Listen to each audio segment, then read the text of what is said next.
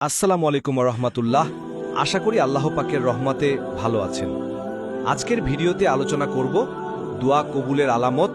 চলুন কথা না বাড়িয়ে ভিডিওটি শুরু করা যাক। দোয়া কবুল হওয়ার আলামতসমূহ: ১. মন শান্ত হয়ে যায়। দোয়া করার পর মন হালকা লাগে, আত্মা প্রশান্ত হয়। ২. আত্মবিশ্বাস জন্মে।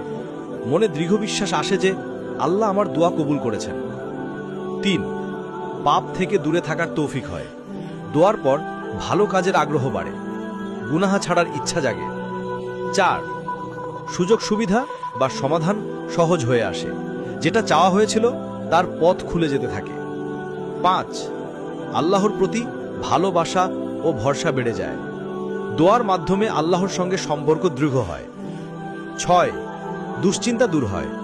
দোয়া করলে কষ্ট বা চিন্তা কমে যায়, ভরসার অনুভূতি আসে। ভিডিওটিতে লাইক দিয়ে পাশে থাকুন। ইসলাম প্রচারের স্বার্থে ভিডিওটি শেয়ার করুন।